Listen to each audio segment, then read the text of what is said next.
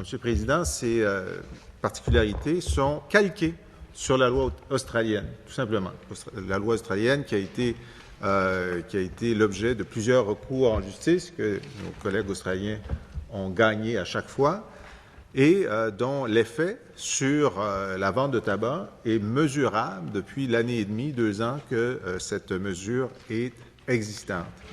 Elle permet de juguler plusieurs tentatives de l'industrie du tabac de jouer sur les formes, par exemple une forme qui ressemble à un bâton de rouge à lèvres, de faire en sorte que la forme rende illisible la mise en garde, puisque c'est trop petit. Alors donc ça, ce serait interdit selon la loi australienne et selon l'amendement que l'on propose.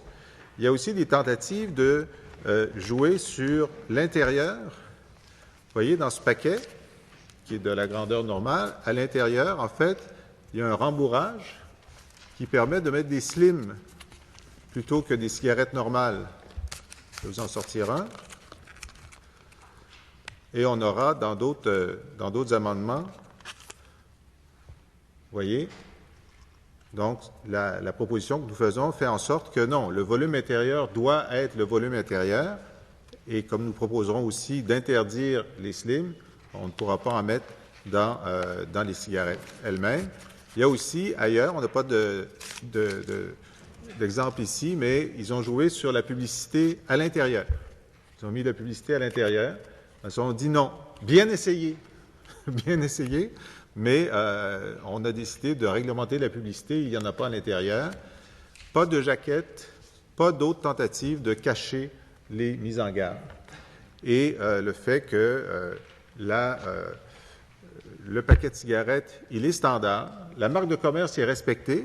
Ici, on voit Davidoff Gold, ici, en bas, sur le côté, mais évidemment sans fioriture. Le client peut demander sa marque est indiquée, mais il y a standardisation sur le paquet. Alors, le paquet n'est aucunement attrayant en lui-même. On fait en sorte que la mise en garde soit clairement lisible, que la photo d'un des effets nocifs de la cigarette est clairement visible, et on réduit la capacité des cigarettiers de trouver d'autres façons de jouer sur l'emballage pour attirer des clients, surtout des jeunes, évidemment.